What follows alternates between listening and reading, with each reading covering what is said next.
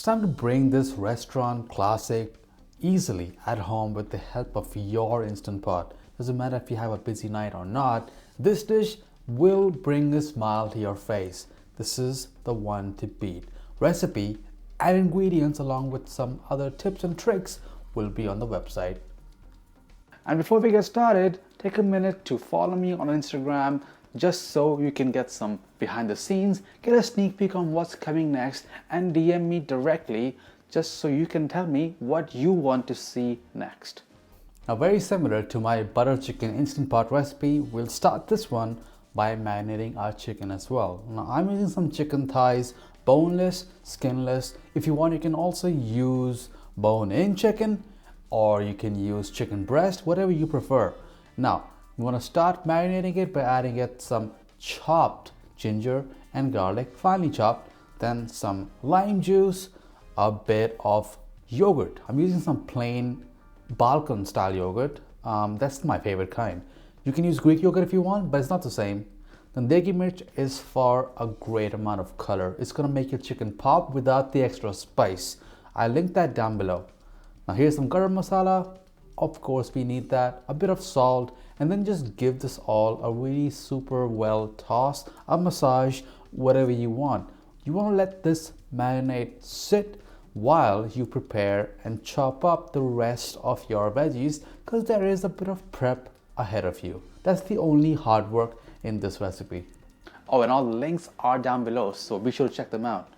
So once you're ready, you want to turn your Instant Pot to saute mode on normal and then add in some olive oil. Now here are the veggies and the hard work I was talking about. So this is for the garnish, and these tomatoes have been quartered and de-seeded so that they don't turn mushy when we start searing them lightly to give it a bit of a char. Same with the peppers and the onions, just quartered, and for the peppers, de-seed and de-vein them because those veins are kind of bitter.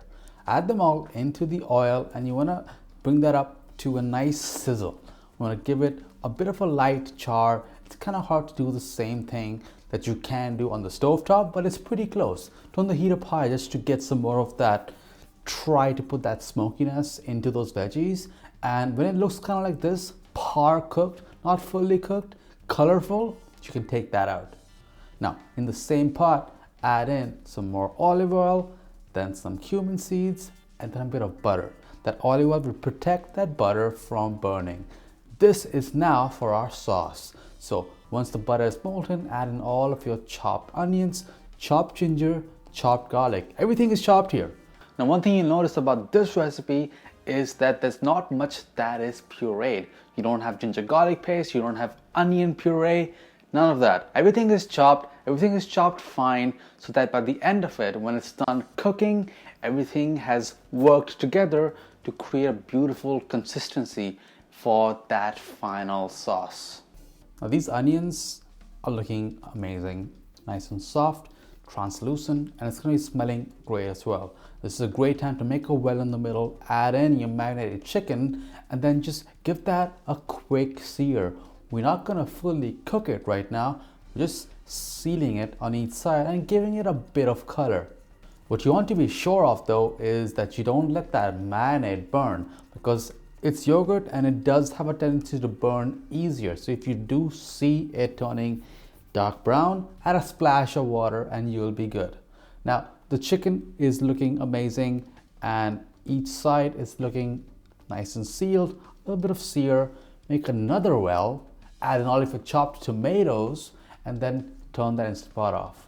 Now all of these chopped veggies that I told you is going to add a lot of texture, but to make it saucy, I'm going to add in some passata and then our dried spices. So that was ground coriander, turmeric, degi mirch, and then a bit of water, because we are going to pressure cook it. And if you don't add water, then there is a risk that it's going to burn at the bottom. See, you always need a bit of water when you pressure cook in the Instant Pot, just to make sure that nothing gets charred at the bottom while that pressure is building up and the dish is cooking under pressure. You can try adding lesser water if you want. I'm adding about a half cup. That's playing it super safe, because I don't want to have a burnt dish after putting all this work in. I would rather just reduce it if it's too thin for me later on. But you can try I think safely, if you feel like it, about a quarter cup.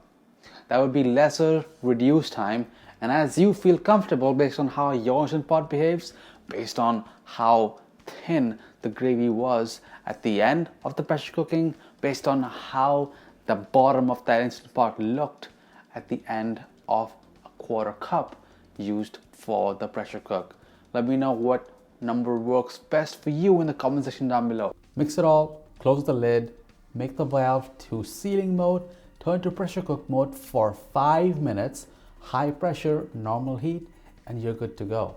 Let the pressure release naturally for 5 minutes before manually releasing all of that pressure, and then open that lid for some serious amount of aromas.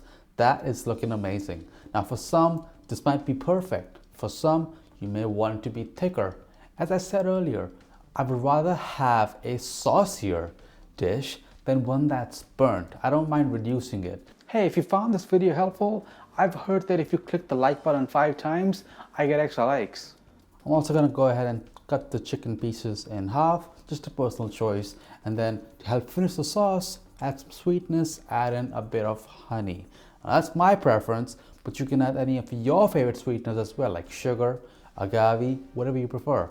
Now, another aromatic and a bit of a sweetener is green cardamom. This is the ground version of it. You can make it at home as well. And of course, you saw this one coming, some kasuri methi, another aromatic, and that's gonna help make that sauce even more delicious. Now, taste it.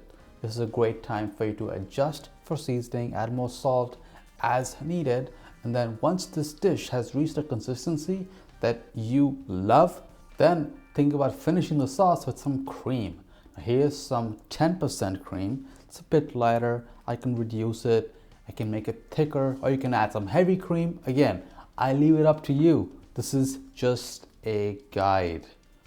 And once that gravy is thickened and you're happy with it, add in those sauteed veggies that we made at the first step of the cooking process. Reserve a bit just for garnish if you want. Don't add all of it in there because it will get all mixed up with that sauce. But those veggies add so much amount of freshness, so much fragrance into the sauce, and this is why this is one of my favorite curries. It's a classic chicken tikka skewer with the peppers, onion, actual chicken in a delicious curried form.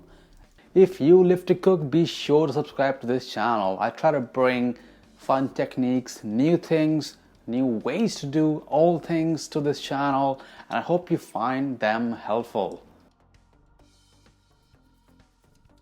I also have a guide linked down below to make cooking more fun for you, and it's completely free, so don't worry about that.